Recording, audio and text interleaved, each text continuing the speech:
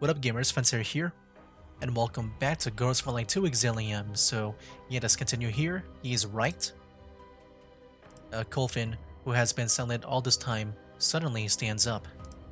Colfin, the followers of Paradius, they killed my sister, just like they killed the people in those tanks. They don't need a reason to or motivation to hurt others, they do it because they want to. So I can't accept what you're saying. I can't accept how you're taking the blame for hurting others when it's clearly those cultists at fault. I don't know what happened. I don't know who should be hating. But I want to do something. I want to change something. That's why I've been staying by Helena's side, no matter which Helena it is. My sister is dead, and she's not coming back. But maybe, if I try hard enough, the people who would have suffered like my sister did won't have to be hurt. I'm sorry. I shouldn't be saying this to you. The air in the room goes silent. After saying her piece, Colfin sits back down and says no more. Thank you, Colfin. I look at Helena and I address her in as kind and as firm a tone I can manage. Running away won't solve anything, and running away won't stop tragedies like that from happening again. I'm sure you understand that. But don't take everything onto yourself. Also, don't look down on us. You saw how we took out that Boojum and those mercenaries, right? We'll uncover everything about the Helena incident. Considering that how that Helena ended up in my hands, I'm pretty sure you know how determined we are to interfere in this matter. Helena D68 bites her lip. There seems to be a great struggle going in her heart. Are you from State Sec 2? Nope, but we can do more than they can. Helena D68 thinks for a moment, and then she speaks at last. Well, if you want to know, then I'll tell you. My memories are limited to what happened in that village. Knitter and the United States called me a lord, and those villagers looked at me as a miracle, created by God. They said I could help everyone find Kavidas, and then lead everyone to freedom from pain and gain eternal life. Do you know what Kavidas is? No, I don't. But I heard that it's what everyone's been searching for. In order to find this Kavidas, they put me on those instruments and did all kinds of experiments on me. Experiments. More bloody experiments. Don't those Paradius dudes have a single original bone in their bodies? Commander, pardon me. What happened after that? After that, I learned that it was all fake. The villagers who were bathed in that so-called grace, they all became monsters. Colfin looks at me. So that's why Crifium. It all makes sense now. So that's a ceremony they were talking about. They controlled those monsters and turned them into the Boojims you were talking about, but I could hear the wailing and the lamenting in their hearts. The ceremony made them obedient to me, but all I could do was give orders as that woman dressed in black commanded me. I didn't want to do this anymore, but there was nothing I could do except pray each day for a miracle to happen. And then, someone actually came to save me, as though they were answering my prayers. One day, a group of people who said the same thing as you came to the underground complex. They said they were State Sec agents, that they were going to save me. I was so happy then. They took me out of the tunnels.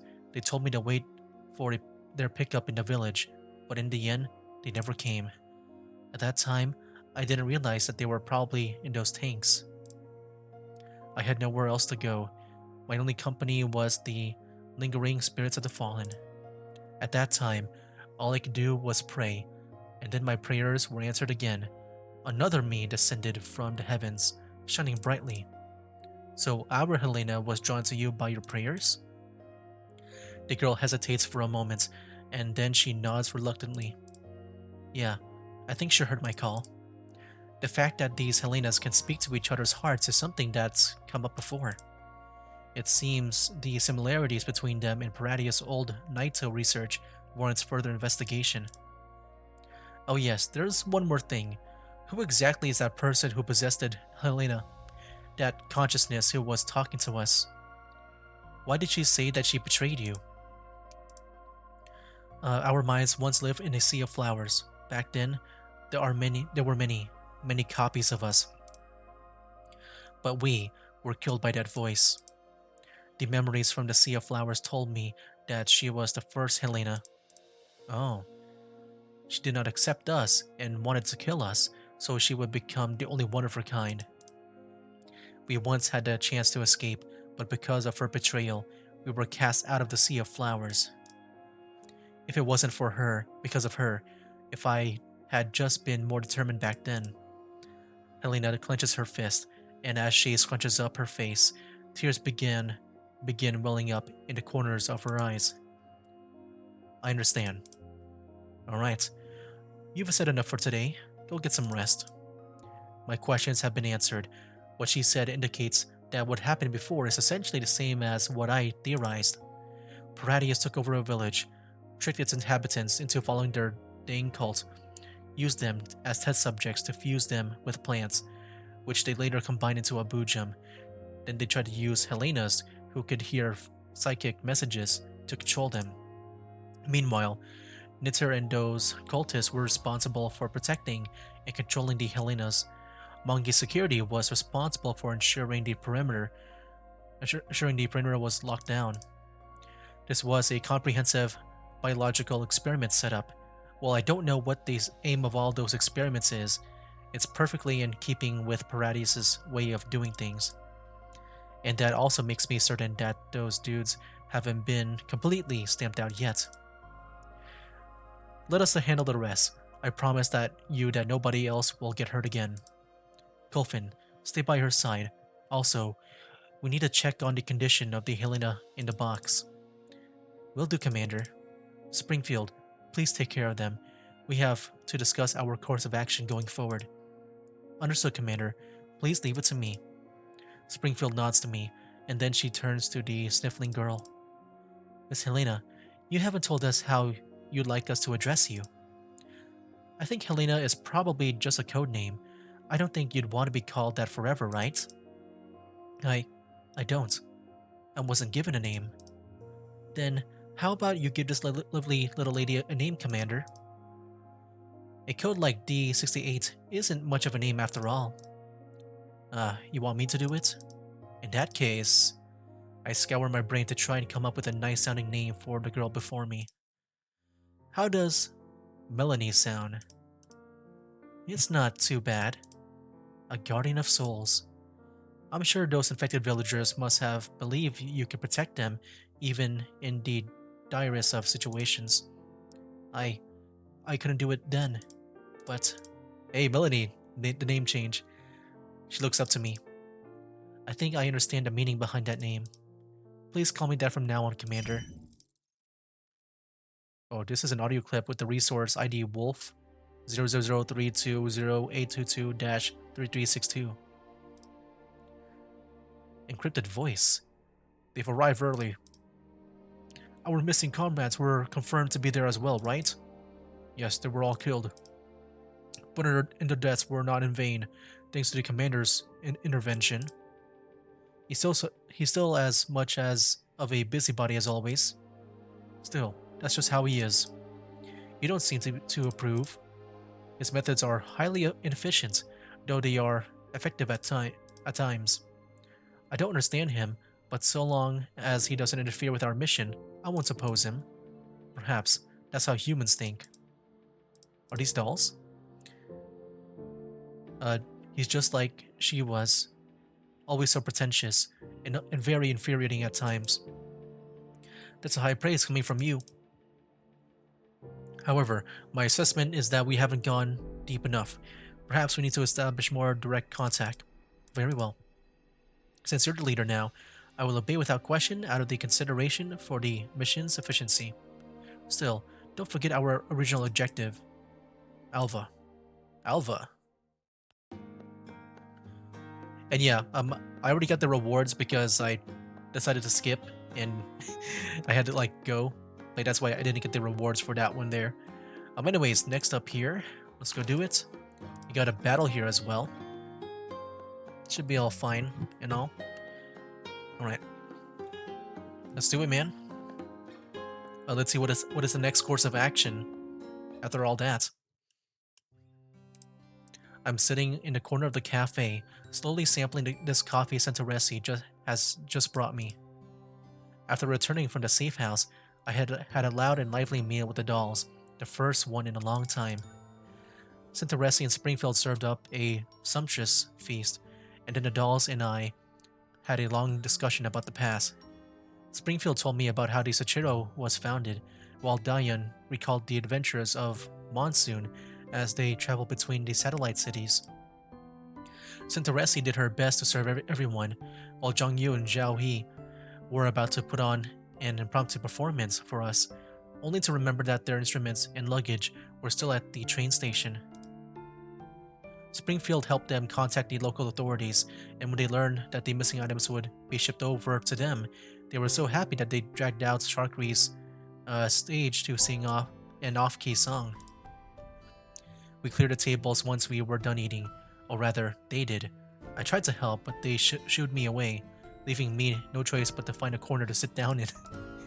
As the night wears on, the lights in the buildings outside gradually go out, and the clamor from outside the windows slowly quiets down. I hold an exquisite mug in both my hands, savoring the warmth and fragrance of the coffee inside it. The sensation was commonplace 10 years ago, but for me now, it's a rare and precious thing. After all, this is the first time I've been reunited with my dolls after so long. My heart fills with mixed feelings as I watch them hard at work. While it's been a long time since it happened, I can still clearly remember the looks on everyone's faces when I announced that I was quitting Griffin. The confusion, the shock, the worry, and the protest. But at that time, I was utterly powerless. I couldn't give them an acceptable explanation for what I had done. What makes me feel even more guilty is the fact that even after all this happened, after meeting everyone again, not a single one of the dolls has come over to ask this question. Why did you leave, Commander? You know, that is true. I mean, I'm not sure what happened at the end of the first game. But like, yeah, if all that happened where like, there's been like protests at the time, and then after all this time here, yeah, they never asked. Like, they were just like, they just want to spend time with us, which, I'm down with that, I would say. It's like, they're more happy about just being reunited than just like thinking about why we left. I do like that.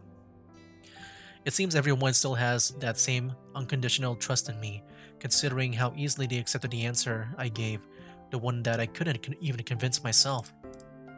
In that case, what right do I have to stand in front of everyone like this now, acting as though nothing had happened?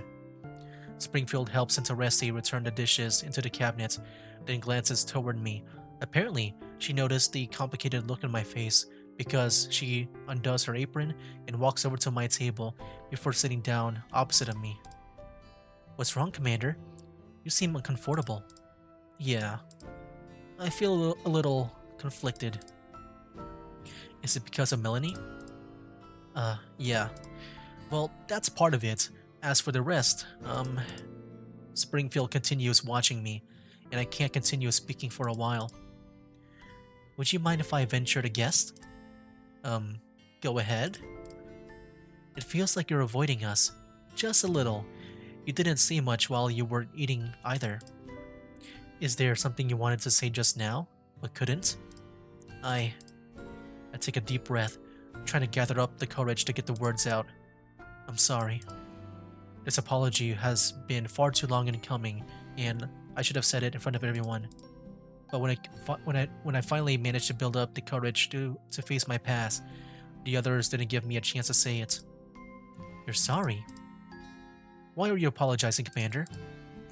As I look at Springfield's smiling face, I realize that she understands everything. Yet, the fact that she's asking this question despite knowing the answer is strangely calming. I try to gather my thoughts and say what I've been keeping in my heart all this time.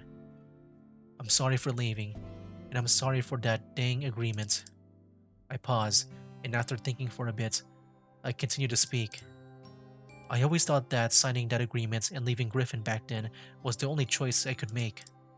I knew it might not have been the best choice, but if it meant everyone could be safe, that you'd have a future, then it was a price that I would gladly pay.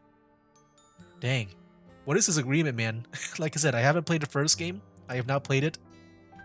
It got me thinking that, like, this agreement, like, maybe somehow that, you think that, like, the dolls would be scrapped, like, forever?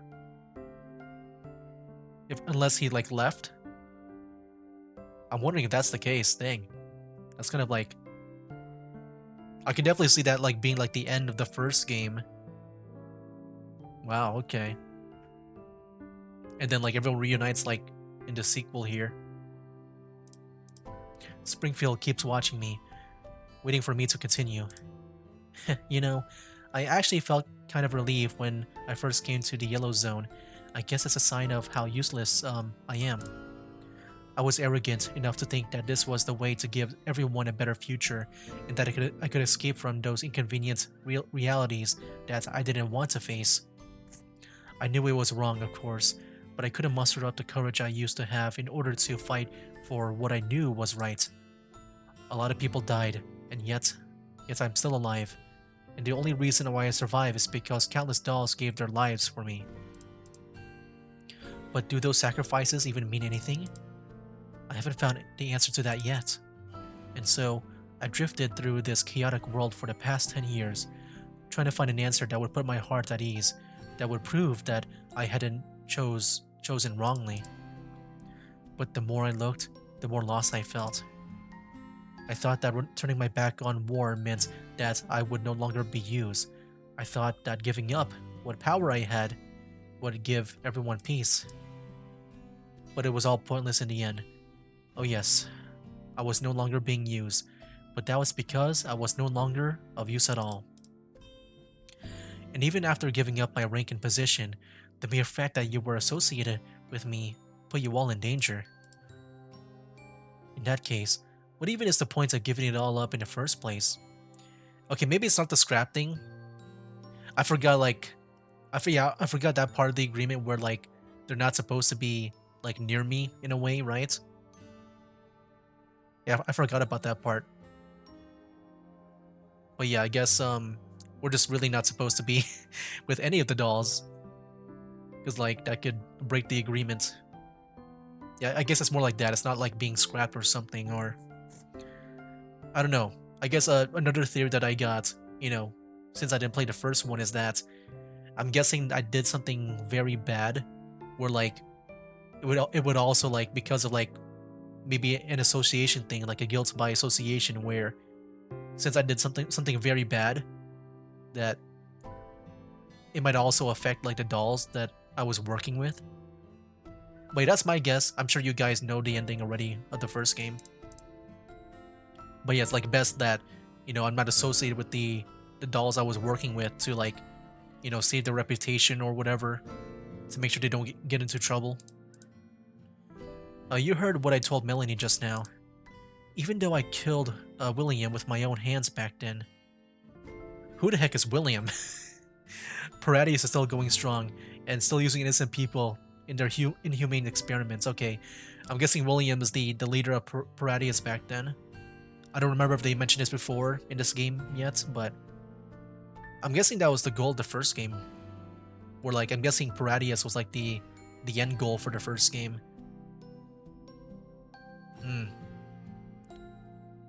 And then yeah, I just, like, pretty much killed William with my own hands. And as for me, did I skip something? I pressed that multiple times, but it kind of froze. Hold on, let me just check. Oh no. And as for me, by giving up everything, I lost the power to change anything. You know, back in the day, we used to be able to send choppers whenever to deploy, like, 25 dolls at once, T-dolls at once. Even did it for the sake of a certain senior of mine. Nowadays, mainlings got to scrounge up screws to turn them into nuts and bolts. After saying all this, I really wanted to ask myself, hey, what the heck are you even doing? You made your choice, but you keep second guessing yourself. Does someone like this even deserve to be called a commander? Do you think you are a URNC big shots who can get elected just by keeping a low profile? In the past, I still had the strength to change something, but now all I can do is endanger you for the sake of putting up some petty resistance. And that is the only thing I can do. I pour out all the things I've kept in my heart for all this time. Springfield continues listening until there's nothing more to listen to. I raise my mug and take a drink to mask my loss of control. I gotta say, man, like I love that dialogue with that that whole uh yeah that whole thing that the commander just said right now. I mean, if I had to guess, I feel like if I played the first game and know the story about it, that I feel like that whole thing would be a lot more meaningful because you know it kind of felt like that was like a big thing that's been piling on him for for the past 10 years. But yeah, I did like that dialogue a lot. And now like he feels, I guess, more free that he got that whole feeling off his shoulders. Springfield waits for me to calm down before she slowly begins to speak. I don't think you're running away from anything, and I don't feel like you're using us. You're just punishing yourself, the you who left without saying a word. I finally gathered up the courage to look up at Springfield. Her smile is gone, replaced by the stern and serious look that she rarely shows others. Or did you truly believe that we would forget you just because you left and we were bounded by the agreement? That's not what I mean. Is it? Do you truly not think that way? Think carefully about your answer. It means a lot to me. Of course I didn't think you'd forget me. Upon seeing the look on my face, Springfield smiles again. Thank goodness. I felt the same way too. Pardon me, Commander. It seems I was a little impolite. With that said, you weren't the only one feeling lost during our 10 years apart. But even if we felt lost, we all tried our best to keep living our lives. We lived on, while waiting for the day to come when we would meet again. Springfield twirls the tips of her hairs around her fingers, as though she's thinking about how to put her thoughts into words. It's true that a lot of dolls left Griffin, and as a result, we've lost contact with a lot of our friends. But why do you think you're powerless now? That's because... Is it because you think that we wouldn't listen to your orders anymore, now that we are no longer your subordinates? Springfield's words cut deep, but at the same time, they also cut to the heart of the matter. What right do I have to expect them to risk themselves for my personal goals? Indeed, what right do I have to demand that they get hurt in order to protect me? Commander, do you know what happened in Griffin base the day after you said goodbye to us? What happened? Nothing happened at all. We still gathered together, we trained together, ran simulated battles together, we uploaded our data together. All the squads were like that. Back then, you were no longer our commander in name, but we continued living the same way we did when you were in the base, as though you had never left. The next day came, and the day after that, those days lasted for a very long time, until Miss Helena came to the base and told us that it was time we took the first steps of our own. She said that this was what you would have wanted, so we did it. In the past, you always said that you'd be nothing without us, but the reverse is also true. If you hadn't raised us up to the way you did, we wouldn't be our present selves either. To you, we were all special, unique individuals, and in our hearts, you were the same. This is a bond that we share with you, and you alone. That bond has nothing to do with rank or position, and nothing can ever replace it. The reason why we could become Springfield or Cintaresi or Macchiato, it's all because you were there. No, even without me, you'd... Springfield shakes her head. Have you heard the phrase, every man has two deaths? I think so. A human dies for the first time when their vital functions cease. They die for the second time when they are completely forgotten. Oh, yeah, I think I've heard about that before. Is that a real saying? I feel like I heard that that saying before, at least the meaning of it. But it's not like that for dolls. Tactical dolls were made because they can never truly die, but that also implies that we were never alive, truly alive either. The only time we can come close to living is when we leave memories in the heart of others, and this life becomes stronger the deeper and more acceptable, the more irreplaceable those memories are.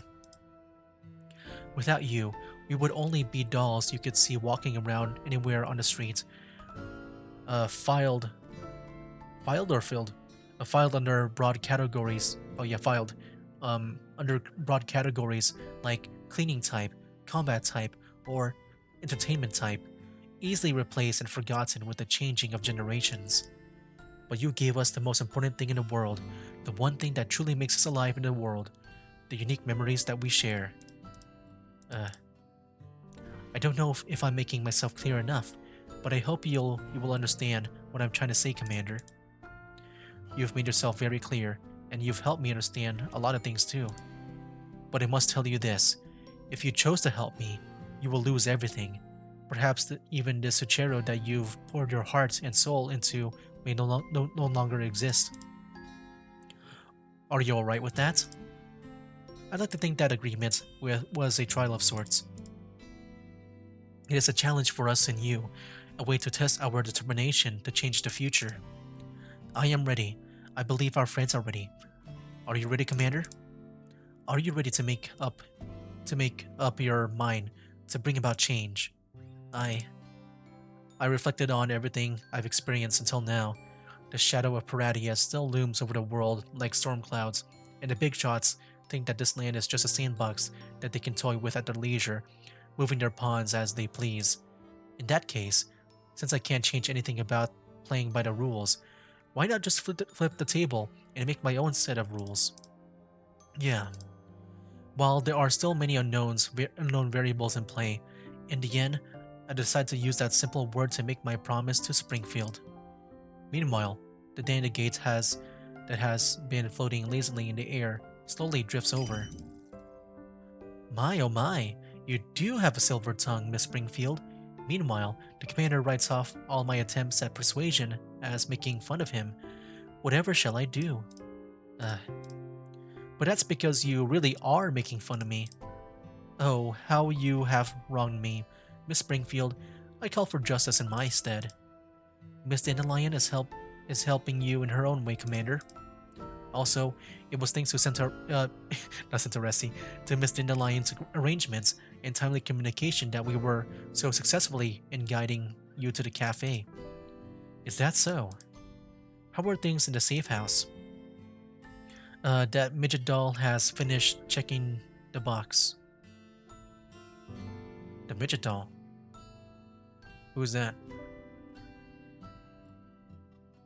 I'm trying to think, are they talking about Colfin? I mean, I don't think she's that short.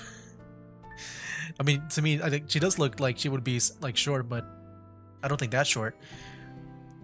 Like I thought about like an actual like, like little people, like small. The vital signs of the little miss inside are deteriorating. Oh yeah, I think Colvin is like checking up on Helena.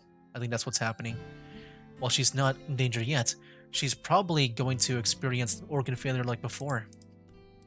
I hope that Helena will be able to treat her after we reach Liv. As for the other little lady, she's sleepy very soundly. It looks like she hasn't had a good rest in a long time. Macchiato was watching over her. It's strange how willing she was to stay in a safe house and not attend the party. Even though Macchiatos has been thinking about the commander all this time, I guess she got embarrassed about meeting him in the flesh? Is that so? She's playing it so coy. What about the information you gathered earlier? I'm working on it. What do you think I've been doing all this time?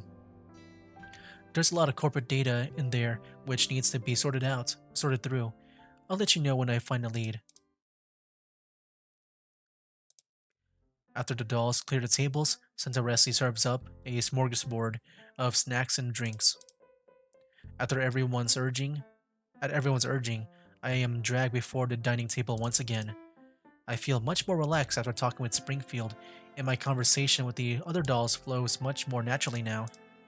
Disachero's warm welcome is most definitely a treat for the dolls' uh, gustatory modules. It seems that no matter where it may be, Springfield's cafe is always able to help people forget their troubles and misery. After Zhao Hui clears the last plate of cookies, the curtain falls on this enjoyable little gathering. Miss Zhao Hui, would you like another glass of chocolate milk? Santaresi has appeared behind the bar once again, upholding her reputation as the Sachiro's star employee. No, thank you. I really can't eat anything else. Yeah. Even with the digestive module installed, I don't think I can handle all that food at once. I believe there's a digestive accelerant for regular food in the first aid kit. I'll get it for you. There were cases in the past when Miss Sharkray ate too much snacks before a show and had to use them to get her body back to its normal shape. Hey, don't go airing my dirty laundry in public. Oh, so that's what happened. It's just because Santaresi's desserts are too yummy. If you like them, feel free to visit us at any time, Miss Zhao. In fact, if we end up becoming our house band and are put on an event, you can even taste test the desserts that we're still developing. That sounds delicious. Big sis, let's come by and earn a good meal if we get the chance.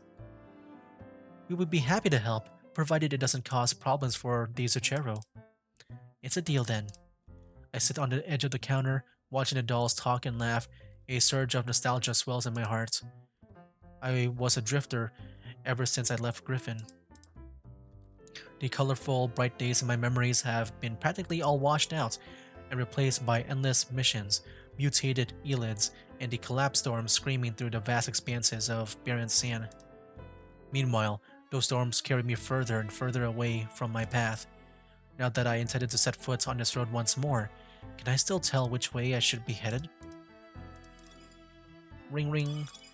As my mind wanders, the phone on the counter rings.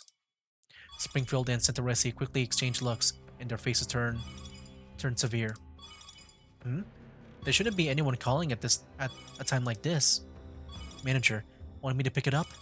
Let me do it. Springfield walks over to the counter and picks up the phone. Hello? This is the Sachiro. May I know? Manager Springfield, you asked me for the coffee beans earlier. What exactly are they being used for? You shouldn't be using this line. You know it's not safe. You're being watched. Huh? How much time do we have? 1 day. I tried my best, but the opposition is far beyond me. I haven't revealed anything about the shipment to anyone on account of our past friendship. Therefore, I hope you will get rid of that shipment ASAP to avoid causing more trouble. I understand. The other party hangs up. The cafe is silent and the dolls all look at Springfield. What's going on? Someone is looking for the location of this cafe. Someone highly placed. Commander, our location might have been exposed. I'm sorry. I got you all caught up in this. No, it's our fault for not being strong enough to properly take care of you. Just in case, we should relocate immediately. How much time do we have? 1 hour. Dang, man. Saying so, Springfield turns to the other dolls. Ladies, I apologize, but as of now, the cafe is entering sleep mode. Sleep mode? Do you mean? Springfield nods, and her face stern. Santaresi, please lock the main door and close the blinds. Ensure all exits are secure. Shakri, bring the truck over. We will all be gathering at the safe house. What's the plan? We still need to get to live. I asked an intelligence broker to negotiate with the city's security department. Once we've ensured that the surroundings are safe, Santaresi will escort you out of the city with a travel permit. However, you will need to hide in the cargo compartment of the truck later, as a crate of coffee beans. Can't say I have much experience with that. My reply is only half serious. Springfield chuckles and relaxes a little. I'll have Macchiato bring the girls over to meet you at the landing pad. The helicopter has been fueled up and it has takeoff clearance, so your upcoming journey ought to be quicker. What will you do after that? The Sachero will be closed for a while to weather the storm.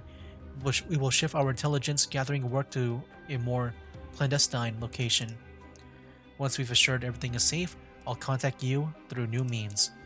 In order to ensure clear communications, Sintaresi will be traveling with you. She'll be following me? Mm-hmm. She'll be very helpful in combat and daily life. In addition, she is very familiar with the Zachero's intelligence networks. I'm sure she will be very helpful by her side. Springfield's approving gaze makes me realize that they've planned all this out ahead of time. I nod and signal my assent to Springfield's plan. Ladies of Monsoon, what do you intend to do now? Well, if you don't mind, we would like to serve under the commander again. Miss Dandelion said you were in great need of fighting strength now, am I correct? There's no need to pick. There's no better pick than me if there's fighting to be done. Isn't that right, Zhao? Well, it's not like you're good at anything besides fighting. As if. Alright then, I'll be counting on you all for your help in the future. Casting my doubts aside, I nod to the dolls. The dolls respond to me in kind, and then they begin gearing themselves up. After checking all the exits, Sintaresi returns to me, fully outfitted for battle. Her pistol and combat knife are hidden under her staffer's uniform, and her apron, a symbol of cleanliness, hides her spare magazines and grenades. There is a long, rectangular case by her feet. I know there is at least one Sturmgewehr 36 assault rifle in there. She gives me a earnest look, as though she wants to use her gaze to prove the reliability of Springfield's plan. Please come with me, Master. I'll be in your care for what comes next. I've just ensured each exit is secure. The truck is parked at the Zachero's back door. We can move out anytime you're ready. Beep beep. What's the matter? It's an urgent call from the Elmo. Would you like to take it?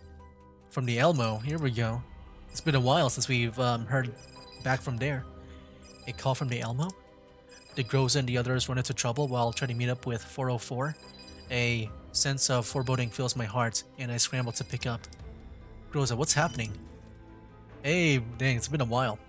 Commander, we're being followed by unknown enemies. The opposition is closing in on the Elmo at high speed. They've already launched a direct attack against us. After making the necessary response, I suspect that the opposition might be trying to board the Elmo.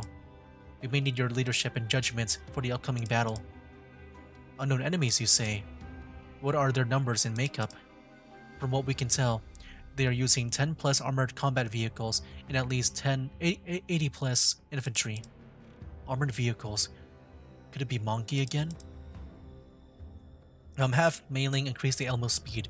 Keep your distance from the enemy armor and tell me the Elmo's coordinates and surrounding conditions. The enemy has heavy weapons, so the Elmo is currently in defense mode. Defense mode, Also, the enemy has active electronic warfare equipment. We've lost partial radar functionality and cannot download real-time data on the surrounding terrain. That's fine. I know the terrain over there well. I just need the exact coordinates. Groza quickly sends them over from memory. I recall the rough layout of the region and give Groza a location.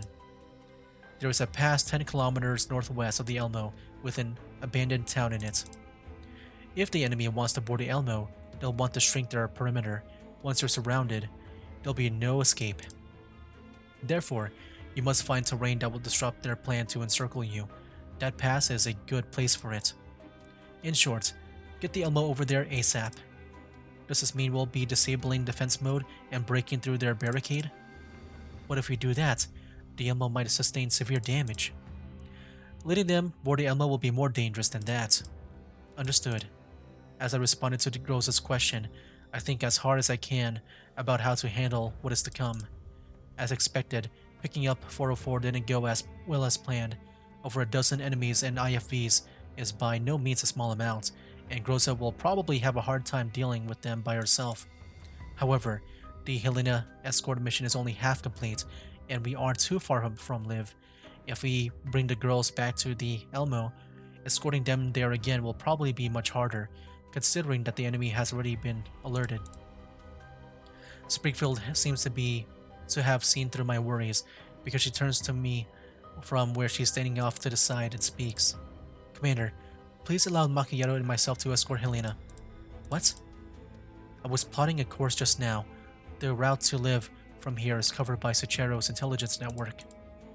I'm also familiar with the inner workings of the Intercontinental Railway, so Macchiato and I can send over that box in a clandestine way. And I'm sure Miss Dandelion will help me as well, right? Oh, what will I do without? What I do with you? I suppose I'll just have to generate flawless fake IDs so you can board the train as VIPs. Please and thank you. You should take the other dolls and Miss Melanie on the helicopter with you. They'll be safer that way. So Melanie is coming with me too? Right now, there's nobody who's more suited to protecting her than you. Traveling with two Helenas will be too risky. Leaving her here isn't an option either.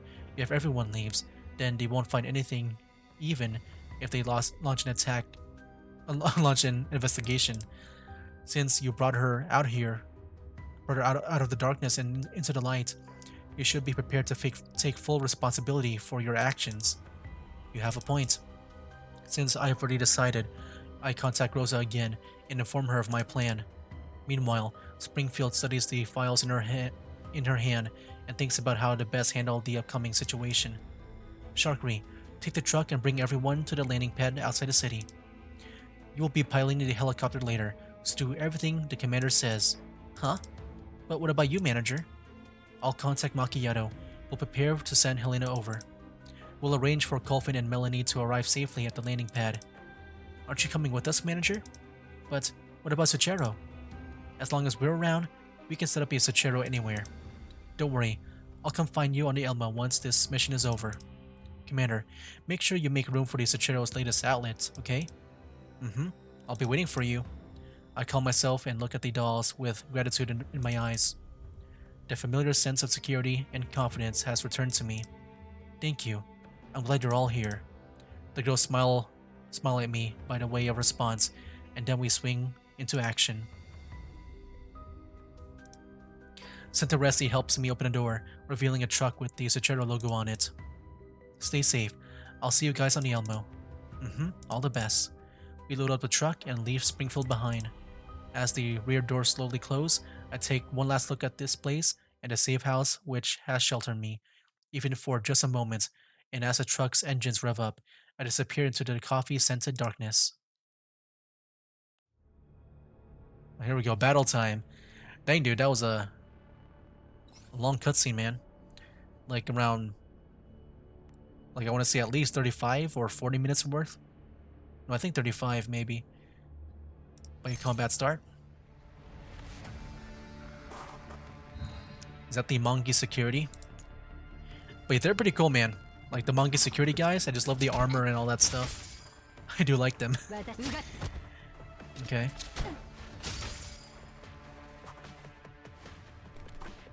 One more to go. There we go. Ultimate should finish him off. Oh, or not. I guess that's just for the shield. There we go. That was fast. Easy peasy. Not too bad there. Alright, make go and confirm. Wait, are we going back to the main menu? I think so. Yeah. That's the main menu song that I chose. Okay. Yeah, still got more to go. We're at 1-5 now. What the heck? Alright. Looks like we got Sextons again. She'll be appearing. I did wonder what happened to the other Sextons. I feel like it might be a clone, you know, like with Helena. I'm kind of curious about that. You think Sextons is like in the same situation as, or I guess, you know, made it in the same way as Helena? Several hours earlier on the Elmo, Rosa carefully examines Sextons, who has been trussed up like a Christmas turkey. Her frame is in ruins. Half of the synthetic skin on her face is gone, and her body lies limp in a way that can't even be described as human because not a single one of her joints is intact. Beside her is Nemesis, who is keeping an eye on her with a gun in hand. Vepli. Oh, that's the name. Oh dear, you won't be able to go on stage with makeup like that. I wish I could sock her a couple more times on the right side. That way her face would have looked even. Oh, you just don't get it, Crocia. Asymmetry is the latest trend now, like with stockings. I don't know a dang thing about trends, but I am a professional at beating dolls until they can't get back up again. Vepley and Krolik's banter uh, flits past Groza's neural cloud, not even leaving a ripple in its wake. Clearly, her neural cloud is fully occupied by the matter at hand and has no space to store such redundant data. Are you worried, leader? Would you like Vepley to sing you a song? Vepley knows all kinds of songs to liven up the mood. Worried about her? You know, I am kind of excited to see Sharkery and Vepley meet up. Like, I'm wondering if that's going to be a thing. Or you think Sharky will be like parting ways? I don't know. Worried, just look at her. Or worried.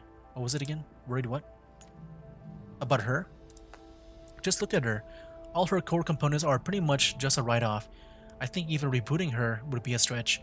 My guess is that Leader still is thinking about how to best sell her off for scrap. Huh, you just don't understand others' feelings, Crocia. As an idol, Ripley has to be sensitive all the time in order to pick up the fans' feelings. Therefore, I'm sure Leader must be worried about Sextons. Want to tell Vepley about your worries? Although all of the Elmo's fighters are gathered in this repair bay, Groza's gaze has never once left Sexton's. She looks the third generation doll from head to toe for the nth time, and she unconsciously frowns. While her body should not be able to pose a direct threat to us given the circumstances, it also means that we won't be able to obtain any useful information from her either. Isn't that a good thing? Sounds like you're saying her neural cloud is busted and she can't possibly threaten us anymore. Even if she does manage to crawl to her feet, there's no way she can fight with just one leg. I've seen tons of half-strapped dolls like this in the past. Rosa shakes her head. Since the commander entrusted command of the Elmo to me, I need to ensure everything on the Elmo is running smoothly before he returns. I can't return to the ops room without figuring out what she was trying to accomplish. Rosa examines Sexton's body again, but it's the same no matter how many times she checks. In fact, some of the more damaged modules are beginning to crackle and spark. If only her neural cloud wasn't so badly damaged, we might be able to recover her memories through safe means. But why don't I give her a kick or two? Supposedly, it works for fixing broken TVs from the previous century. Krolik rears up to do just that, but Groza stops her. Wait, Krolik, don't be rash. Her neural logs are completely destroyed, and she's in a fragile state right now. If we handle this poorly and cause her neural cloud to melt down, we'll have lost our last clue. Yeah. Didn't that dandelion person say she analyzed Sexton's neural cloud? What did she find? I looked at the findings, but there wasn't much useful information there. Most of it was just badly damaged and incomplete fragments. That just means that her neural logs were wiped before she came here. However, it doesn't bring us any closer to figuring out why she showed up. Krolik scratches her head. She doesn't quite understand why Groza is so bothered by that matter. Even though Sexton's is an enemy, she's one internal overload away from being scorched to ash. There is no way she can achieve her aim, no matter her reason for turning up here. Isn't she being too paranoid by having the Elmo camp out in the yellow zone because of something like that? You know, leader, you should just stop thinking so much about things. We could just pick up those 404 people, then wait for the commander until the commander comes back to figure the rest out. Wouldn't that work? Like, if you're really that worried, I could just dismantle her limbs, torso, and head into their component parts to the point where not even Mainling could piece them together again. No, that's not what's bothering me. Rosa does not continue. The other dolls on the Elmo have no idea what the commander has been through in the past, but how did she, as a former subordinate, end up meeting the commander again? Indeed, why had she been reunited with the commander? Why had it be her, specifically? Rosa had never considered that question in detail, or rather, she doesn't dare to carefully examine the reason for it. If the commander simply hides behind his identity as a bounty hunter in the yellow zones, bearing that unspeakable past of his under the collapse storms and endless expanses of sand, never speaking of it again. Then she can continue staying by the commander's side and protect him without a second thought, up until the commander no longer needs her. But now that Paradius has risen up again and is standing in the commander's path again, she knows that there is no way the commander will just simply ignore them. Whether the commander has been drawn into some conspiracy or has been actively chosen to intervene in the matter, everything she has desperately tried to protect for the past 10 years will be wiped away in the blink of an eye. And then when the time comes, she might not be able to serve as his adjutant any longer. She may even end up becoming a useless burden, or perhaps a ticking time bomb. She doesn't even know if Texton's presence here is because of her. A leader? But yeah, we'll see more of this next time, guys. But yeah, we're back on the Elmo Man. It's been a while. But yeah, that'll be for now, guys. That's a game. Wake up, today's gonna be a good day. Wake up, today's gonna be a good day. Wake up, today's gonna be a good day. Wake up, today's gonna be a good